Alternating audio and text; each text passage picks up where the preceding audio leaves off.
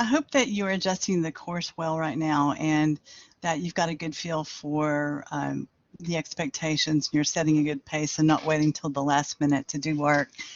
So what I wanted to do was to go over with you this first assignment, first major assignment, to make sure to address some common mistakes and to make sure that there's a good understanding of the expectations. Early in the semester, we kind of build. So we begin with the personal narrative, and you're writing personally, subjectively about, some experience.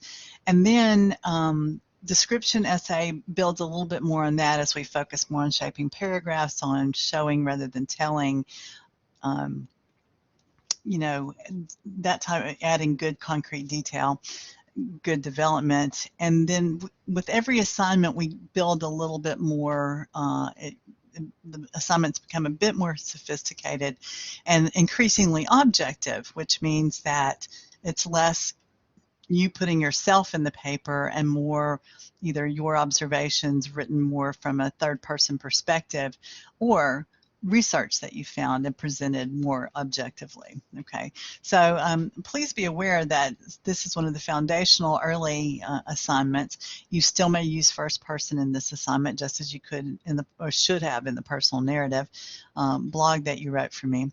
But if we were in a class, face-to-face class, I would distribute these guidelines and then I would go over with you the expectations. It's not that I'm trying to repeat what's right there in front of you and sort of waste your time. I want to explain, give you some context for some of the guidelines and make sure that you understand what's required. So this is a 100-point assignment, major assignment, okay? It's the first, what I consider formal writing assignment, and it should focus on a person, place, event, or thing. Notice just one. And it's that's the subject of your paper. So of course, choose something. You may certainly use I, first person, but you're not required to necessarily do this.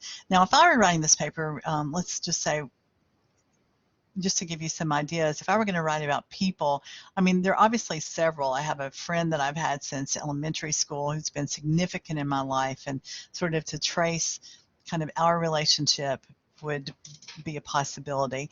I also, my third grade teacher was the first person who ever told me I was a writer. I remember her distinctively. She made such an impact. We connected later in life. So place, of course, my first apartment, I can tell you, I could write about, lots to say about that. There's some places I love to vacation. There's much I could say about that. Events, so many, and those of us who are parents often, when we think of major events, we think of birth of children. That's a possibility.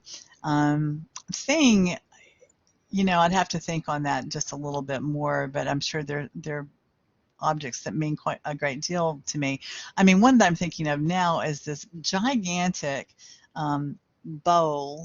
I don't even know what it's made from. It's chipped, and it was my grandmother's who passed it on to my mother, and now I use it, and we always make our Thanksgiving dressing in this gigantic bowl. We have to make enough for the entire family. And so I've really been thinking a lot about that bowl lately, and so I think there would be something that I could do with that. So anyway, just to show you that there's a wealth of possibilities there. The paper should have a main point or thesis, so be sure that whatever subject you choose, it lends itself to having some point, okay? It's not just description for description's sake. That would be a discussion board. It's to actually shape an essay in a way that an audience gets something from, whatever choice you've made here. Now, a thesis is not the same thing as a subject, okay? A subject is the broad category. The thesis is the point that you want to make about that category, your attitude toward it, the impact. So, for example, love is a subject, but love hurts is a thesis, or it's at least it's moving more specifically toward making a point. Okay. Um, this will take 2 weeks, and this is the reason. For any major assignment that's 100 points or more, we definitely follow a process. And as you saw from the PowerPoints, and anyone who's had English at the high school level in the past at least 20 years, maybe 30, studied writing as a process. It was quite different, not to age myself too much, but it was quite different when I was in high school. There was a belief that some people could write, some people couldn't, and the only thing you could really teach was grammar rules, right? So we'd spend a lot of time working on grammar. There was kind of a revolution in the late 70s, early 80s, as researchers studied how people who make their living writing actually write. And what we found was that they go through a process. So a professional writer always has journals, diaries, keeps a notebook, is jotting things down, doing all kinds of pre-writing, collecting information, finding inspiration before they ever start shaping it into some type of a draft. And then they go through a drafting stage, but they're not, as a matter of fact, I had a creative writing class, and my instructor, who was a published author, published quite a few novels, and he said, okay, go through what you've written, find anything you really love that you think is really good, and cross it out. He said, because you're too close to it. And so professional writers, people who make their living writing, whether they be fiction, nonfiction, do not hold too tightly to their first drafts of anything. It's only beginning writers who feel like they have to get everything right the first time they sit down to do it. Now, I realize a lot of you have been getting away with that. You know, you do it the night before, you do it in your car right before something's due, you turn it in, and you make a passing grade or even an A. But the reality is, you know, and I know that it's not as good as it could have been, right? So professional writers draft something and then go through revision processes. They get feedback. They set something aside and come back to it. And the reality is, most of you, when you write something, if you come back to it in 2 or 3 weeks or longer, you can see where the problem areas are. Most of the time when we write something initially, we're too close to it to really have good eyes for what's working and what isn't, and what actually works for an audience, which is what we're talking about. Something that's not just for you, it's to be read by other people. So professional writers have editors, people who are paid to literally look over what they've done and give them feedback and change things. And then they also have readers, especially anyone who's written a nonfiction book or a fiction book. As a matter of fact, if you look at the acknowledgments in a book, you'll notice that there's not just there are always a list of readers. I want to thank my readers, blah, blah, blah, blah, blah, blah. And these are people who are not necessarily paid, but they actually were early readers of a manuscript, something that somebody drafted, and gave them feedback about, you know, what to improve. And so I'm going to serve that purpose for you in this course. I'm going to read through early drafts and then tell you what you need to focus on to revise. And then after revision and editing, then we get on to the later stages, which are more entirely left-brained, and that's proofing, applying the rules, and so forth. Because again, you're writing for an audience. That's what the rules are for. That's why they're there.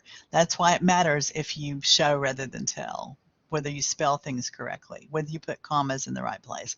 It's so that people can understand what it is you're trying to say. So 2 weeks, you'll turn in a draft by next Monday night. I don't take late drafts unless there's a verifiable emergency prior to. Please email me and I'll be glad to give you an extension if necessary, but the Turnitin Dropbox will shut down just like most of your assignments do at midnight on Monday night when Monday turns to Tuesday. So you need to make sure and have your draft in by then. When you turn in your draft and I read it next week, it will receive 10 points, and that's just participation credit purely. Okay, that's just you did what I asked and you turned something in. The 10 points, you know, it's just a participation grade, but a completion grade.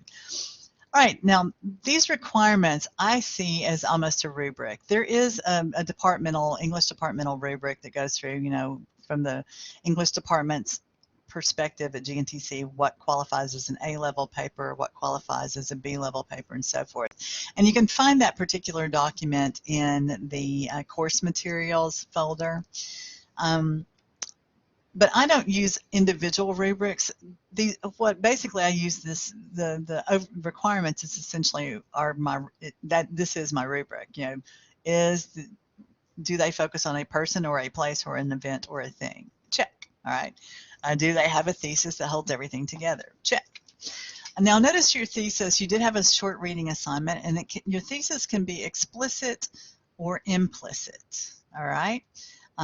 What that means is normally in most writing, and I definitely recommend students have a thesis, an explicit thesis, it's the last sentence in the introduction. If you've looked at the Shaping an Essay PowerPoint that's in the Week 3 folder, it shows you that inverted pyramid where papers usually begin rather generally, hopefully in an interesting way, but they lead down to, narrow down to the apex, which is the main point of the paper. So that means an explicit thesis means you can point to a sentence in the paper and say that's what this paper is about. An implied thesis means that by the time a reader finishes reading what you've written, it's clear to him or her what it was you intended to say. Now, in drafting, a lot of times if students are not really clear what their point is, I will usually have them look at their conclusions, because many times when you're drafting, again, it's an early, it's an early stages of the process. By the time they finish writing, they figure out what it was they wanted to say. So a lot of times students unintentionally put their thesis in their introduction. And I would suggest, for the purposes not only of having the writing be clear to the readers, like signaling to the reader, this is what I want you to get from this paper. It also keeps it upper mind in the writer, in your mind. This is the point I want to make. And everything else in that paper should stick to that. All right. Please remember to show rather than tell. The description lesson focuses on how important it is to include examples and details, especially concrete details, not a car, but a red, 1995 Ford 150, and I don't know anything about trucks, so that's not helpful. But that is something that readers connect to. Okay, it's not just my aunt; it's my Aunt Susan. Now, your readers will never necessarily know or meet your Aunt Susan, but the truth is, by putting a name, it humanizes, and it's a concrete detail that readers connect to. Okay.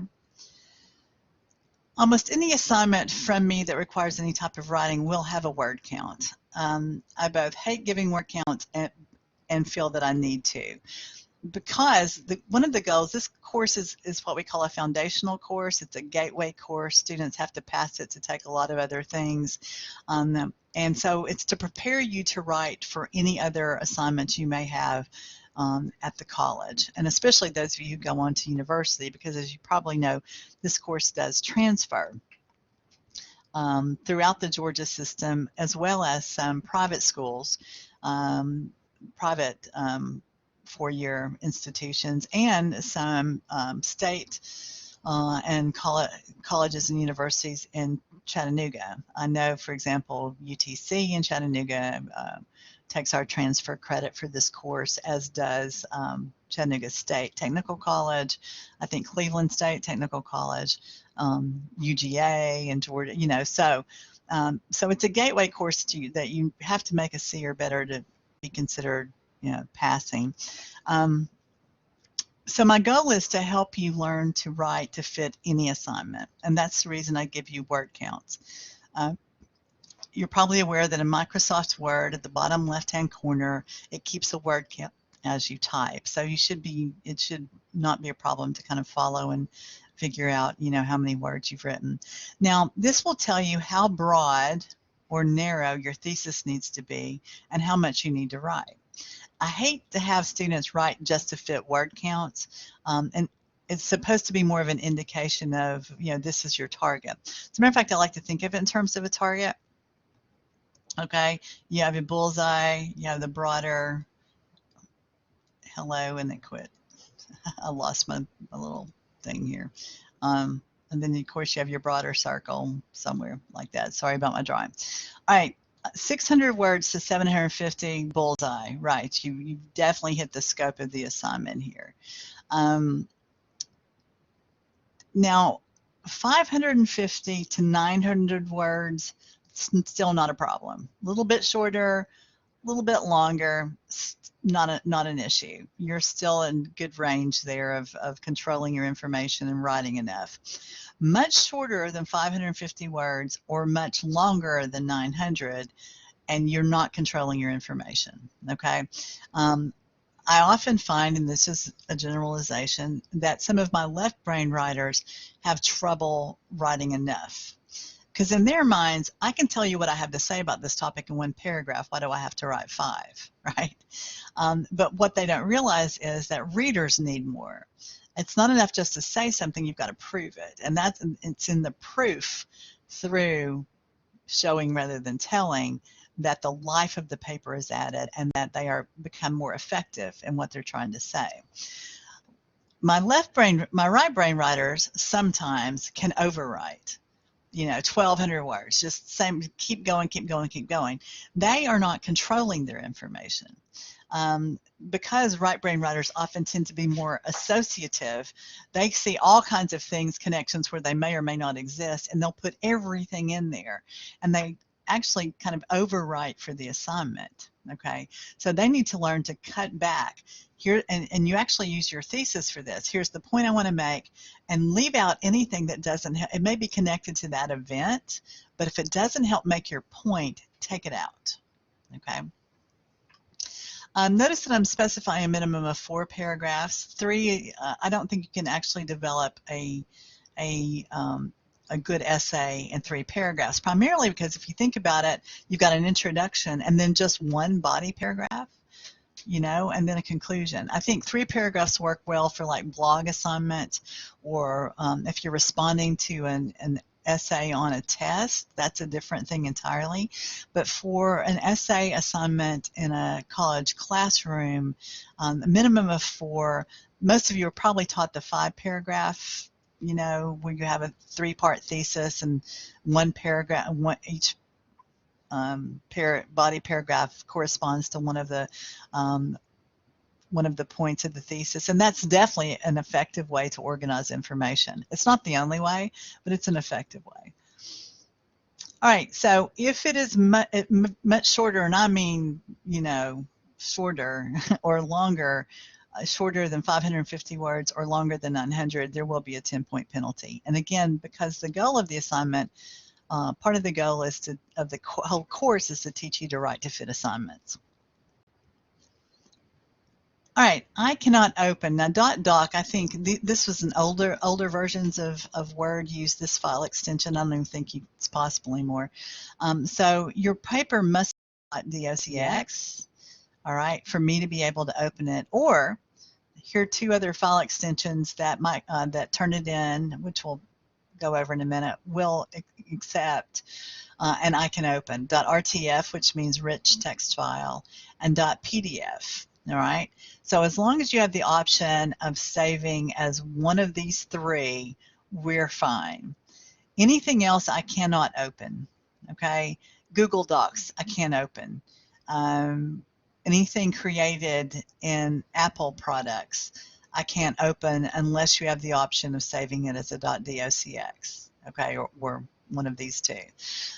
So please be aware of that. Turnitin, I don't think we'll even accept it because it can't read it. Notice that you do need black ink, conventional fonts such as Times New Roman, nothing fancy. Please do not use script or italics ever as the body of a paper. It's and nothing bold. Please don't bold everything. And you probably know this, but just to be clear, I want to make sure and say it in case you don't. Use a 12-point font, that's the most readable. Do double space between your lines. Please indent the first line of each paragraph and use 1-inch margins. And I'm going to show you the correct page format in a second.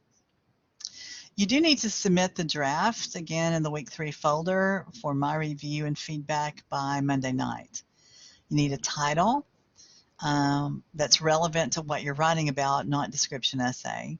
Do capitalize all the main words in a title. Use the appropriate header, and the second page has that. We'll look at that, but I'll also show you that in a sample document. And then the final version should be submitted to the revised essay Dropbox in the week 4 folder in final form after you get my feedback next week. Okay. Now I do accept paper, the final paper late. I don't take late drafts, again, except in cases of sort of verifiable emergency. And verifiable means paperwork. Okay. In other words, you can prove it with paper. There are exceptions, though. I realize some of you really have a lot on you. I have students who have families and also work and also go to school full-time, and they are just slammed. And so anytime that you find that you're in that position that you don't think you can meet the deadline, please contact me in advance of the deadline. That means Monday. If you're just procrastinating and can't get it done, forget it. There's nothing I can do for you. But if you really cannot meet the deadline and let me know earlier, I'll be glad to work with you and create a new due date. All right. Now I do take the final paper late up to 3 days, and the reason for that is because that would be a bigger hit to your grade if I didn't accept it, right? This paper is worth 100 points, not including the 10-point draft. And so by the time the semester is over, maximum number of points that you could accumulate in this class is 1,000. So if you do not submit this paper, that would lower your final grade by about a full letter, right? So what I do is you can turn the paper, this policy is on the late work policy on the syllabus, but you can turn the paper in late for up to 3 days. So for example, let's say you don't get it in, it's due Monday night, you don't get it in until Wednesday, well that's 2 days late. The penalty is 10% per day. Okay, so let's say I grade your paper, you make an 83 on it, but because it's 2 days late, that's 20% taken from your grade, so that lowers it to a 63, all right? Now we'll take it up to 3 days late, so that would be through Thursday. After Thursday, though, that's it. The Dropbox is closed, and I will not accept it. This almost never happens because we're taking this these assignments as a process over weeks. Students have already done work on it, so there's usually never any real good reason to not upload a paper. Okay. The schedule here, this is our live session today.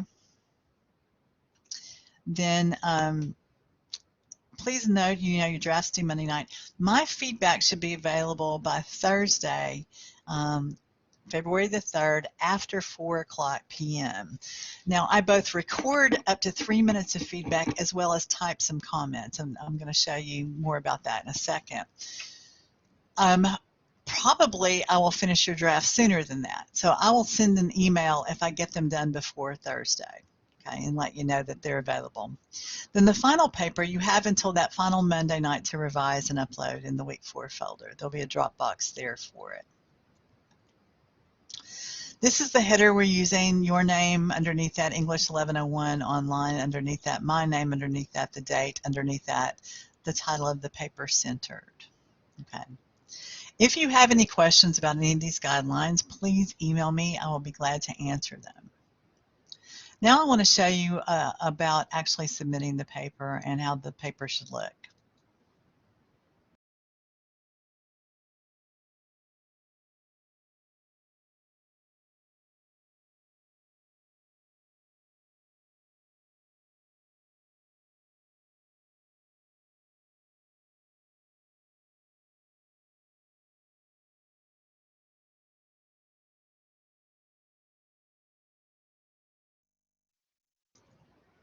Sorry, it takes a minute for this to set up. Okay, unfortunately, Turnitin does not allow me to show you student view because I can't see the student view. In other words, I can't see what you see. I can only see the instructor view. But here's how you upload your paper. In the week 3 folder, for those of you who've never used Turnitin before, week 3 folder, scrolling down, all right, here's the Dropbox. So anytime something's in blue, it usually opens, right? It's usually a hyperlink or some type of link. So if you select View Assignment, it will open. Now my screen looks different than yours. Okay, I have all the students listed here, and I've got some other tabs because I can change some things. What you will have next to your name is a Submit button. So select it. Now the Submit button, this looks the same. Your screen will look the same as mine, all right? So notice that the default is to file upload. You're going to find the paper that you typed and on your computer and or laptop and upload it to this Dropbox. You do have another option, and that is text submission. Now, if you select text submission, you actually have to type your or copy and paste here. I don't want you to do that because Turnitin will often take your formatting off, so everything will be left justified. It's harder to read. So instead, if you'll use the file upload, it will look exactly the way you saved it, hopefully. Your name is automatically filled in here, so anything with the star you have to provide. So enter, you give it a title, and then don't worry about this part. Then choose file. And when you select choose file, I'm going to just put something here. Find it on your computer and select open. There it appears right here. And then select submit paper. Now, wait a minute before you do anything else. If the paper successfully submits,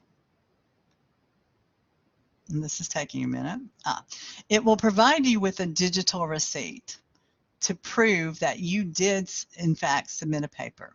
Okay, close. I think it also emails you that receipt.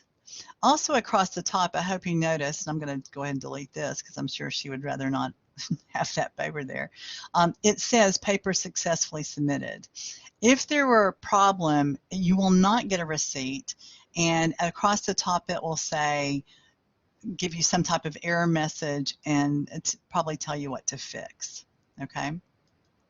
Now, once your paper has been submitted, in order to retrieve the feedback, you go back and open again that week 3 Dropbox, click on the title. Your title will appear then, and you open it up, and then this is what you'll see. Okay, give me just a second to change the screen here.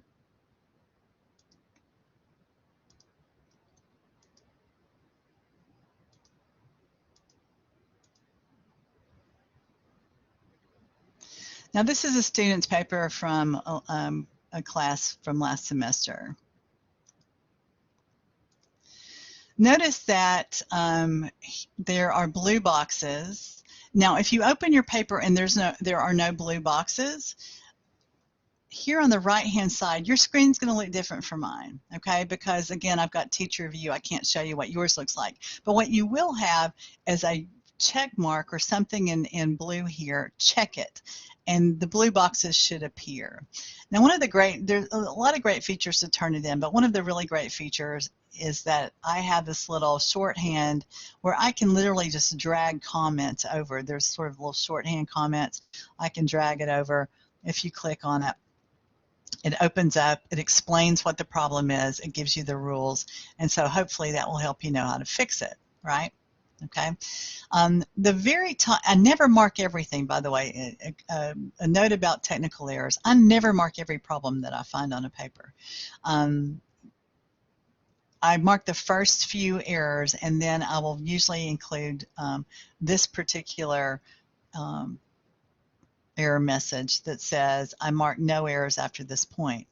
If you are a person who really struggles with technical errors such as spelling and punctuation usage and even syntax, putting your sentences together, or if you are a student and English is your second language, you're bilingual, and you maybe struggle somewhat with your wording, with your syntax, I strongly recommend you work with a tutor.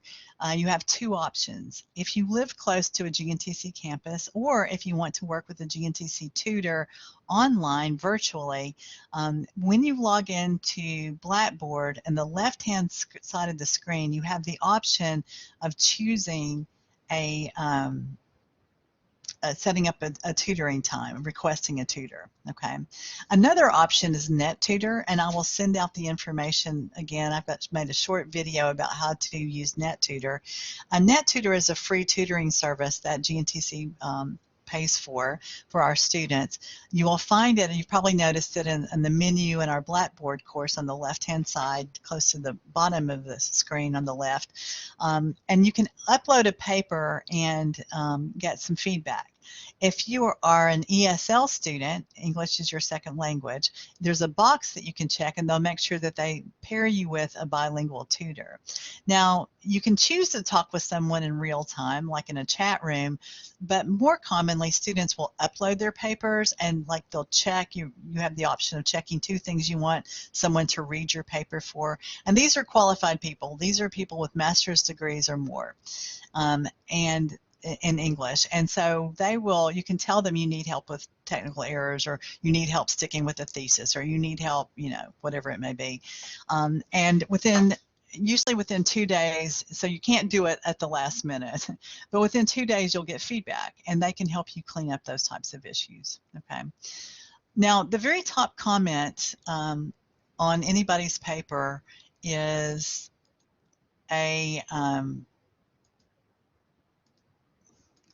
the top comment is the letter designation for, if I were to grade the paper on this day, what would your paper receive? Students always wonder that. How good is this draft? And so the top letter lets you know, kind of gives you an overview. If you look on your syllabus, I have this information there under the grades. I use an E, M, or L letter designation. An E letter designation indicates that the paper is an early stage draft. You've got something down, but at this point it's really not that successful. You've got a lot of work to do. Maybe it's short, or maybe you have not met all the requirements, or maybe they're just excessive, technical errors. The good news is, though, I tell you what to fix, because if it were to be graded on that day, an E-level draft means it's either a D or an F, okay? An M-level draft means it's a mid-stage draft. It's solid. There's some good things going on here. There's some organization. You've got, there's some positives. But then I tell you what to fix, because at this point, the paper would be, if I were to grade it on that day, it would receive a C. A late stage draft, and that's what this draft was for the student, an L, means that if I were to grade the paper on that day, it would receive a B or an A. It's, really good work, close to submission quality, but there are probably some other things that need to be worked on, and so they're usually minor, but I'll tell the student what to fix. And in this way, you can get an indication of where things stand at this point in the process. Often what I'll type is an E/M or an M/L. E/M indicates it's between an early and mid stage. M/L, it's between middle and late stage. E/M means it's a D plus C minus kind of level, and M/L C plus, B minus. Okay, so that gives you kind of a feel. So I try to give you as much feedback as I can about how to fix, because this course is about learning. And almost never, I'm not sure that I've ever, maybe once, maybe twice, does anyone turn in something to me that doesn't have something that could be improved. So please don't take it, as an insult if you're used to making A's all of the time. This is a course about writing, and it's about improving your writing. And very rarely, things that I write, I can work on over and over and over again and still not be entirely satisfied. So again, it's only early, beginning writers who really think they do something one time and that should be it. So you will find the So I have typed feedback, but then more importantly, I have recorded feedback. And the recorded feedback, someplace you'll find an arrow that looks like this. It is very important that you listen to this. In 3 minutes, I basically tell you what's working, and I tell you the main things that are problematic. Now, the better your draft, the more I can just help you clean up small stuff, right? If you have really conceptual problems with your draft, or if you haven't done much work on it, if it's underdeveloped, then all I can really help you deal with are the big things, okay? So when you select that arrow, to do it alone with your,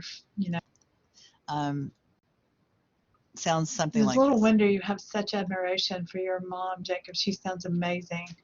To have gone through all. So anyway, you get sort of a feel for as I can, turn it in gives me up to 3 minutes to give you some feedback about what you need to change.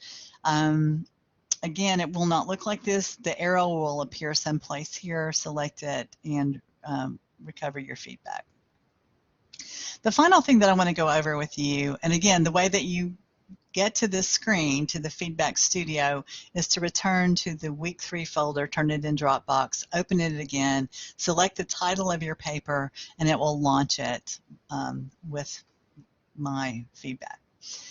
Final thing I want to go over with you has to do with just how your page should look.